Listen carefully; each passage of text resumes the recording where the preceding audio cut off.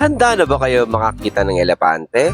Ng malaking daga, isang kakaibang ibon, iba-ibang klase ng unggoy, kung ano-anong kahayupan?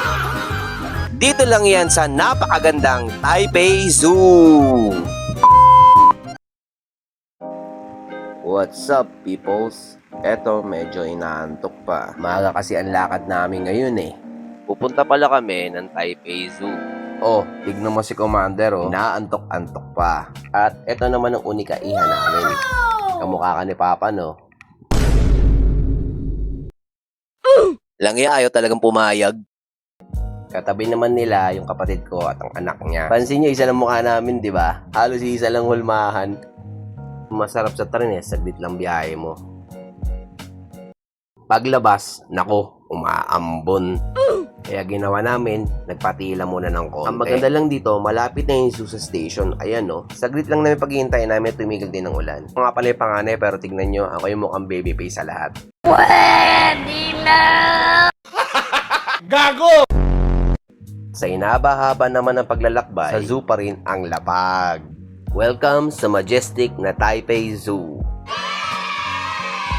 Grabe, opening pa lang yan ha, blockbuster na. Kita nyo naman ang haba ng pila, di ba? Habang naghihintay, nakiusyoso muna ako kung anong ginagawa sa entrance. Napansin ko na may tinatap silang card. Sabi ng utol ko, ito na raw yung card na gagamitin namin. Ito pala yung ginagamit namin na card sa train. Only ride kami sa train at hindi ko alam na magagamit din pala ito dito. Ayan o, tap lang ni ate and pasok na!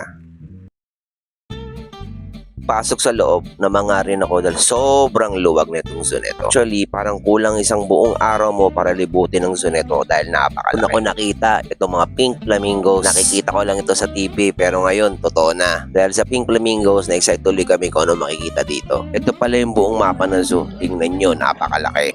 Siyempre, maghanap tayo ng hayop na hindi pa natin nakikita. Pinuntahan namin yung mga koala. Nakakita naman ako ng koala kaso mukhang puyat yung koala eh.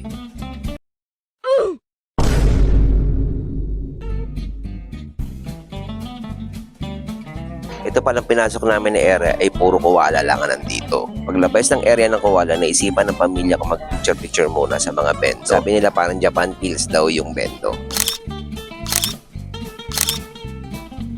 Malapit naman sa may bento, may nakita akong mga lama. Di na ako lumapit kasi na-threaten sila, ito mangyayari sa'yo.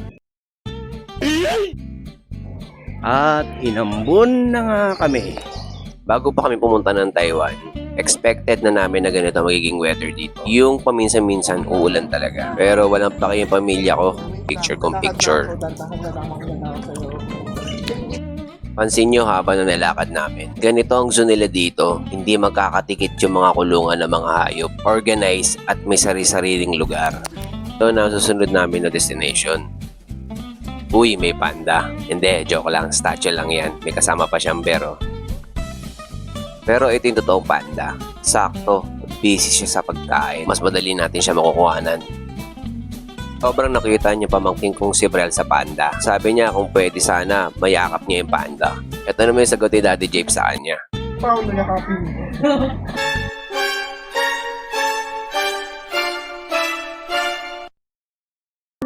Nakasig na panda yun. Joke lang yung polo, apis tayo. Anyway, popular talaga yung panda dito. Kita niyo ang daming tao. So, lakad uli kami. Lipat ng spot. Kaso lumakas na naman ulan. Pang hayop tulad ng unggoy. Ayaw magpakita, nagtatago sa ulan. Nung tumigil ang ulan, tsampa kami. Ayan, nasa harap na namin yung mga unggoy. Nakita rin namin si Congressman, no? Lang yan, nagbabakasyon din dito. And take note, kasama pa rin niya yung alalay niya. Ayan, no? Joke lang. Spider. Parang tao lang, oh. Ayan, oh. Eh, nakatayo. Lola. Nakapapasok. Aray ko!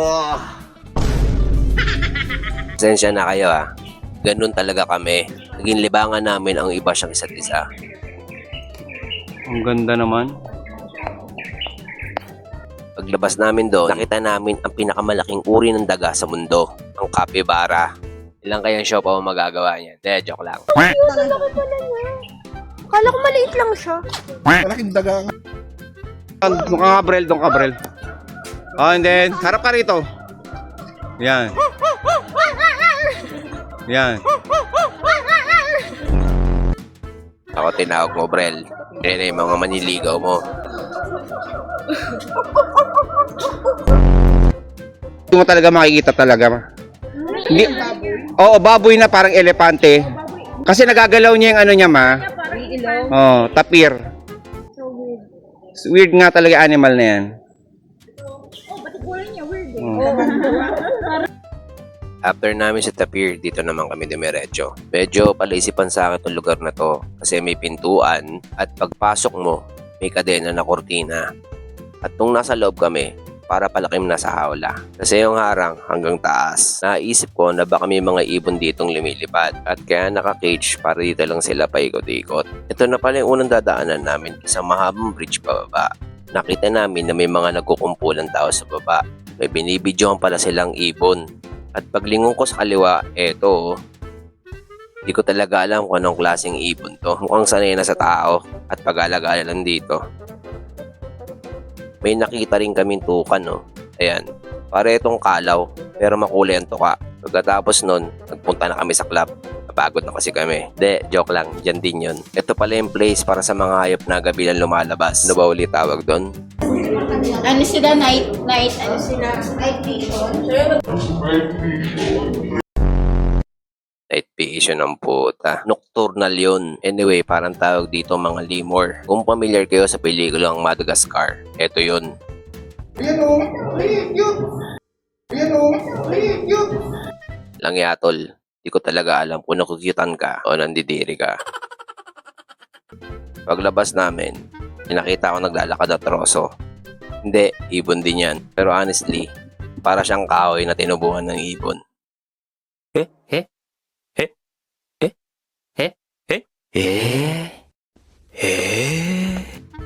Tawag pala dito ay Argus, isang malaking uring ibon na peasant. Sino gusto ng pet na pagok, dadamputin na lang. Meron din silang freshwater fish dito, nalaki oh. Siyempre pag merong isda, meron din sirena. Sa mismong lugar na yon, meron ding cafe. Kung medyo nagutom ka o nauuhaw, pwede kang bumili rito. Pwede ka na rin dito mismo kumain. Meron silang mga table at seats. Pero ang kinagulat namin dito, may attraction din pala. Meron mga insekto dito at maliliit na hayop. Ito yung mga koleksyon ng mga insekto. Meron din ditong rhino beetle. Actually, first time ko makakita na ito. Meron din ditong tarantula. Laki, no? Ito, first time ko rin makakita na ito. Poison dart frog. Nang magsawa, lumabas na kami. Tumigil na rin yung ulan kaya mas masarap na maglakad. Tara na, ma. Huwag ka hawak ng dahon, ma. Tara na.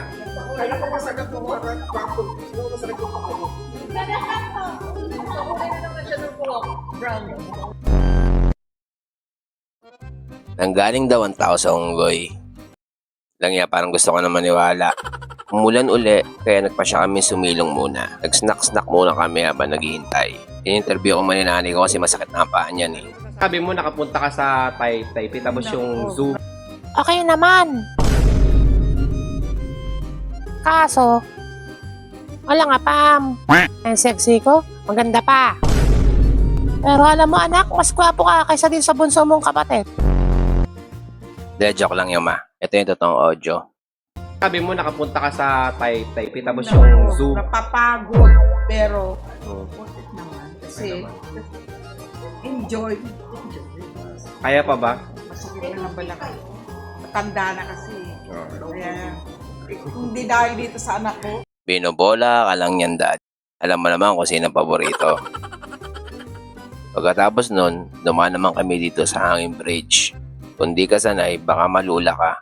Kasi umuuga ito bawat takbang mo. Pagtingin naman namin sa baba, kulay green na yung tubig, puro lumot. Pero for me, healthy yan. Kasi may microorganisms na nabubuhay dyan. Ito na yung huling hayop na nakita namin. May mga tigre giraffe din dito. Dahil maulan, di na rin namin sila nakita.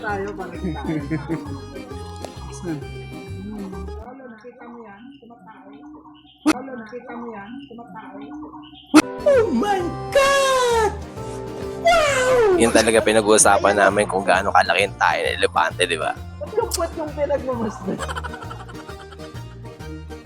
Pero seryoso, maganda kalagayan ng mga elepante dito. Bukod sa may malawak silang kulungan, napakaganda pa ng weather dito. Ganun siguro kung may magandang patakaran sa bansa, no?